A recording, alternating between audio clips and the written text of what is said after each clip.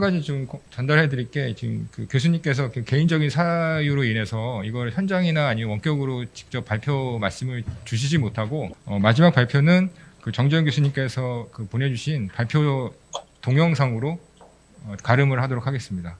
저는 성균관대학교 소프트웨어학과의 정재영 교수입니다. 오늘은 ITF IP-웨이브 통신 기술에 대해서 설명드리겠습니다. 목차는 다음과 같습니다. 먼저 ITF 국제 인터넷 표준화 기구에 대해서 설명을 드리겠습니다. 본 화면은 이번 11월에 있었던 ITF 112차 온라인 회의에 대한 홈페이지입니다. ITF는 인터넷 아키텍처의 발전, 인터넷 오퍼레이션을 위한 표준을 제정하는 국제 인터넷 표준화 기구입니다. 그래서 산업체, 네트워크 운영사업자, 장비업체, 연구소 및 대학 연구원들, 교수님들이 참여하고 있습니다. 현재 ITF 역사 및 철학에 대해서 말씀드리면 1986년도에 US 알파넷에서 시작했습니다. 비정부 기관으로 활동하면서 철학으로는 We reject kings, presidents, and voting이라고 해서 오픈소스 기반으로 해서 러프 컨센서스로 러닝 코드를 기반으로 표준화를 진행하고 있습니다. ITF는 1년에 3번 정기회를 갖습니다. 3월, 7월, 11월 회를 갖고요. 요즘에는 코비드-19로 인해서 온라인으로 회의를 하고 있습니다. 7개의 에어리어로 구성되어 있고요. 그리고 각 에어리어는 워킹그룹이 있습니다. 그래서 예를 들어서 인터넷 에어리어, 제가 현재 활동하고 있는 IP-웨이브, 또한 시큐리티 에어리어의 I2NSF 워킹그룹이 있습니다. IP-웨이브에 대해서 설명드리겠습니다. IP-웨이브는 보시는 그림처럼 지능형 교통 시스템인 Intelligent Transportation System ITS에서 트래픽에 대한 릴리스, 그 다음에 이머전시 상황에 대한 해소, 그 다음에 교차로에서 효율적인 차량 통행, 그 다음에 실시간 내비게이션, Connected Automated Vehicle에서 충돌 예방, 그리고 다양한 데이터 서비스를 위한 V2X 데이터 통신 등을 유스 케이스로 개발하고 있습니다. 본 그림은 IP-웨이브, IP Wireless Access in Vehicular Networks에 대한 아키텍처를 보여주고 있습니다. 차량들이 V2V로서 통신하거나 차량과 인프라 노드인 로드사이드 유닛 RSU 간의 통신을 V2I로 하고 Vehicular Cloud에서 다양한 데이터를 처리합니다. 그 중에서 트래픽 컨트롤 센터가 브레인 역할을 하는 컨트롤러 역할을 합니다. 또한 IP-웨이브는 드론 네트워크로도 확장이 가능합니다. 홈페이지는 IP-웨이브 워킹그룹에 대한 홈페이지입니다. 보시는 그림처럼 워킹그룹에 대한 의장단, 그 다음에 메일링리스트, 차터, 즉 헌장 등이 기술되어 있습니다.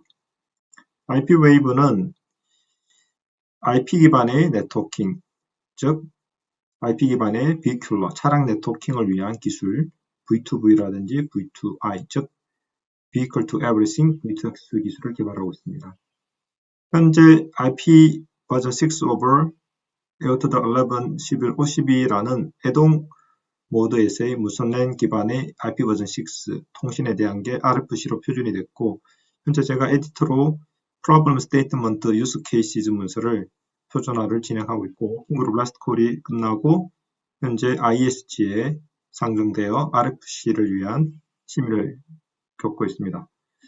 그 다음에 IP-웨이브 Problem Statement 문서는 크게 3가지 주제를 다루고 있습니다. 내부 디스커버리, 모빌리티 매니지먼트, 시큐리티 앤 프라이버시를 다루고 있고, 워킹그룹이 프로블럼 스테이트먼트 RFC로 만들었을 때 리차터링을 통해서 온 세계 기술을 표준화할 건지 아니면 워킹그룹을 클로징할 건지는 차후에 워킹그룹 내에서 논의를 통해서 진행될 예정입니다.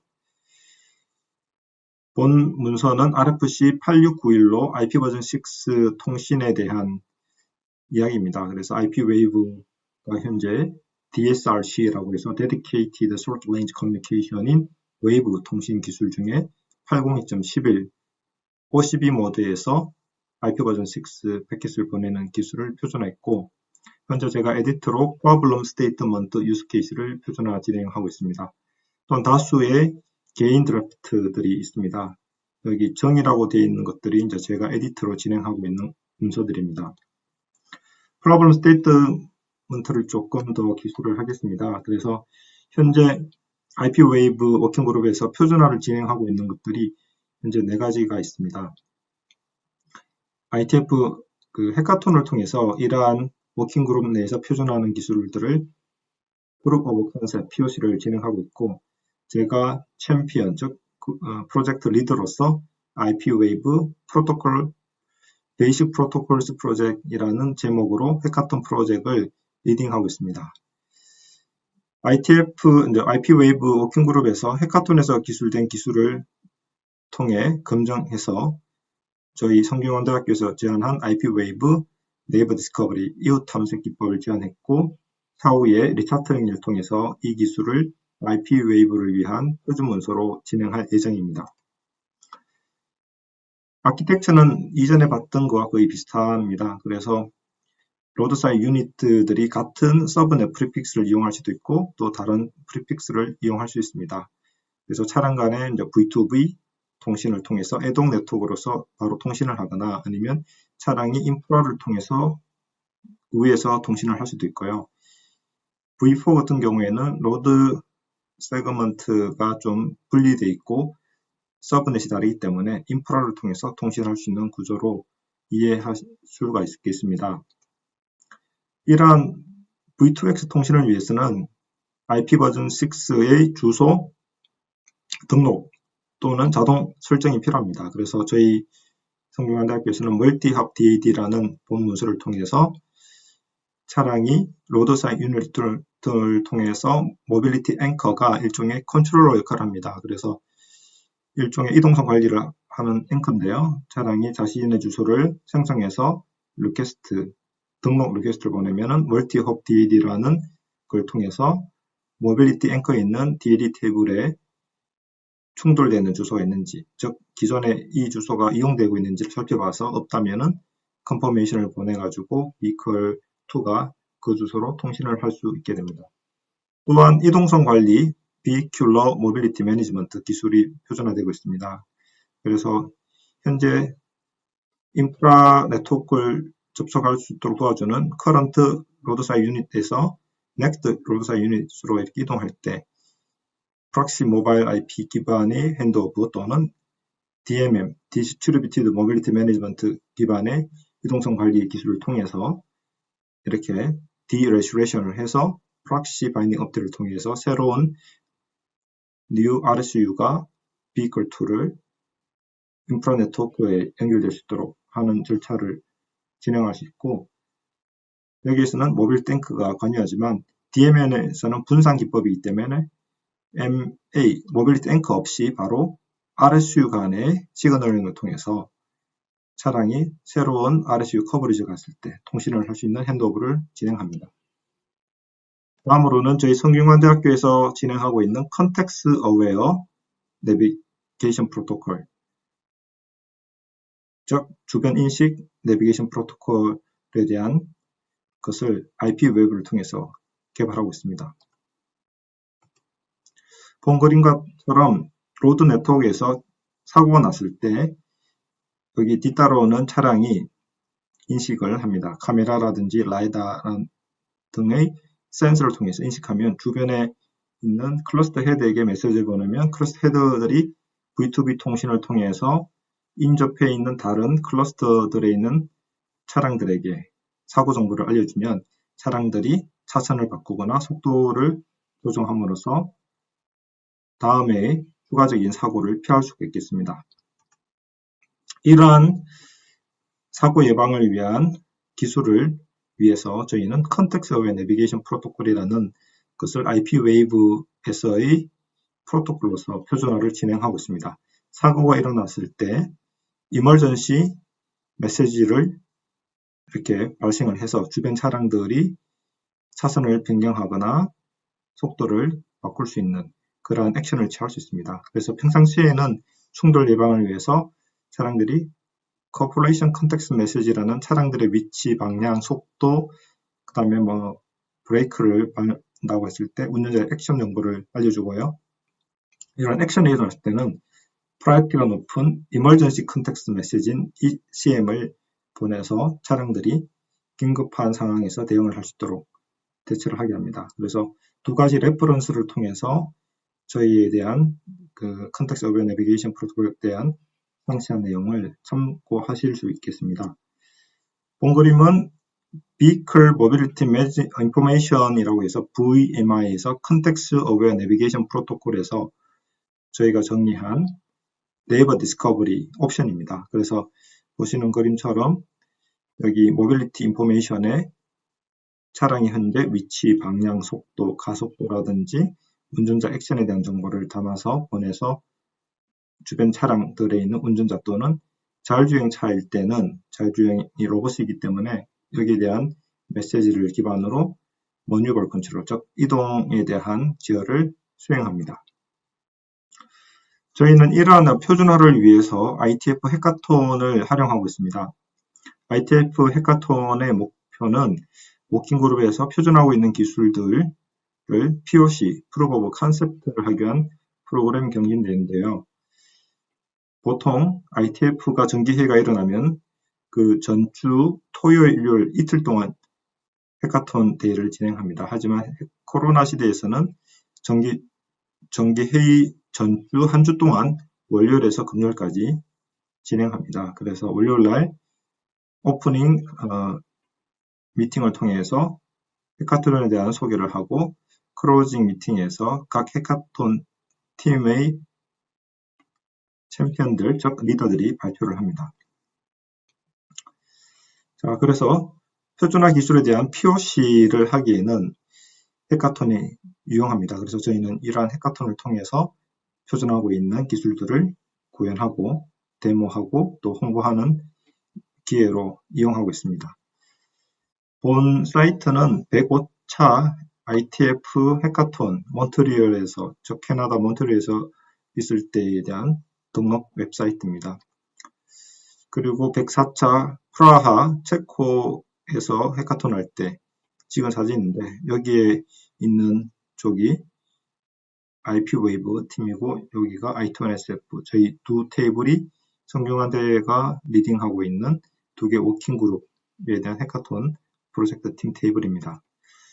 본 그림은 IP웨이브 해카톤 프로젝트에 대한 포스트입니다. 그래서 104차 때에는 저희가 OMNet++라는 네트워크 시뮬레이터와 수모라는 차량 이동성을 위한 시뮬레이터 두 개를 결합한 시뮬레이션 기반으로 네이버 디스커버리를 구현했습니다. 그래서 멀티업 DAD를 V2V를 구현해가지고 이전에 설명드린 것처럼 차량이 주변에 있는 다른 차량 또는 바로 로드사이드 유닛을 통해서 모빌리티 앵커, 즉 컨트롤러 역할을 하는 노드인 모빌리티 앵커에게 주소에 대한 등록을 요청하고 그 주소가 이미 등록되어 있지 않다 그러면은 사용할 수 있기 때문에 컨퍼메이션을 통해서 차량 네트워크에서 이용할 수 있도록 하는 기법을 저희가 OMNet++에서 구현을 했습니다.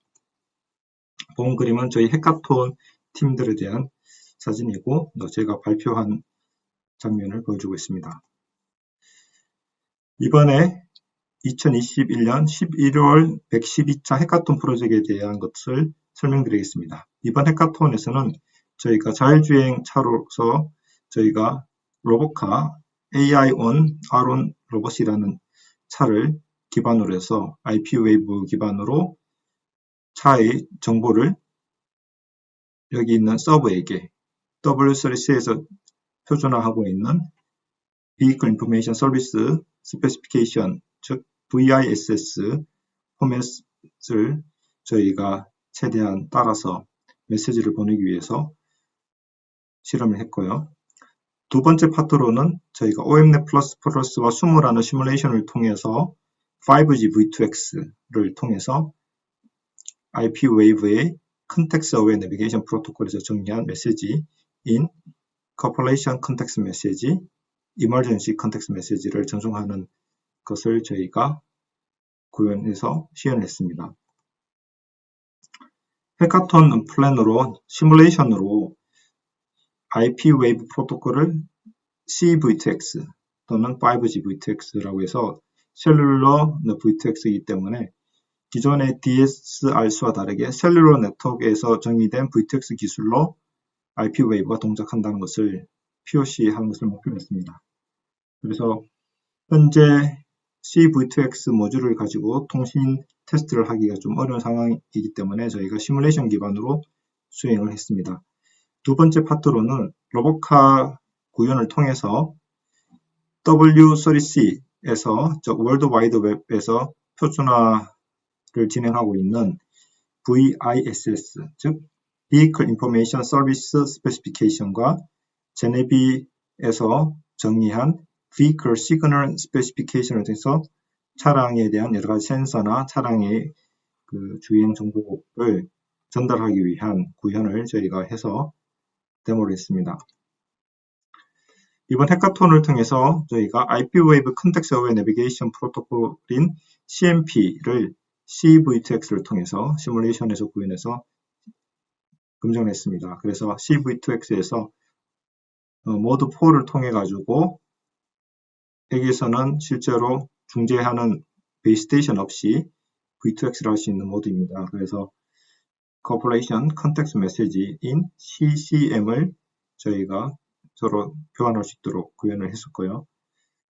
또한 저희가 V2X에서 차량 간의 통신을 하기 위해서 애독 라우팅이 또 필요합니다. 그래서 AODB라는 그 애독 네트워크를 위한 라우팅 프로토콜을 통해서 저희가 CCM 메시지보다 ECM을 먼저 전달하는 것도 구현을 했습니다.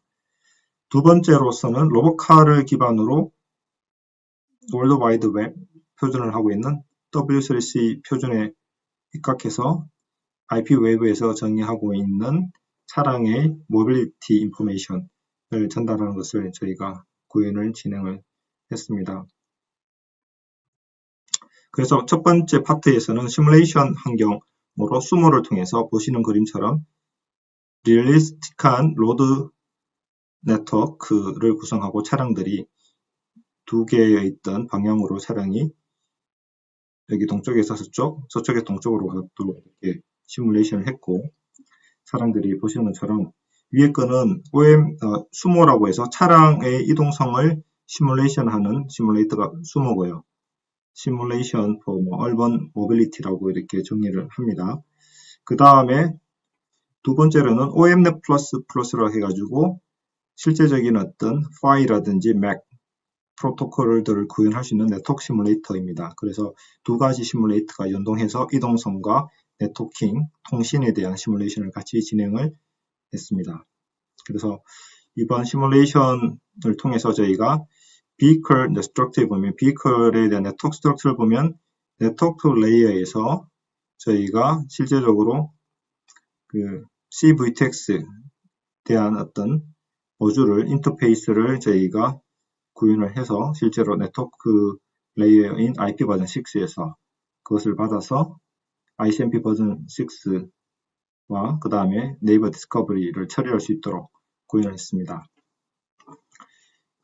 이전에는 저희가 웨이브라고 해서 IEEE 1609 표준에서 보시는 것처럼 웨이브 솔브 메시지 프로토콜인 WSMP 메시지를 통해서 세이브 어플리케이션을 전송할 수 있고, 저희 이전 해카톤에서는 여기 Non-Safety Application 스택으로 해서 웨이브에 있는 802.11.52를 맥으로 하고 그 위에 IP 버전 6를 통해서 통신을 할 수 있는 것들을 해카톤을 통해서 구현했고, 이번 해카톤에서는 여기 보시는 그림처럼 웨이브 대신에 셀룰러 네트워크 프로토콜을 저희가 포함을 했습니다. 그래서 CV2X에 대한 맥과 파일을 이용해서 LTE 또는 5G 언더라이닝 레이어를 통해서 IP 버전 6를 통해서 메시지를 보낸 것을 구현을 했습니다.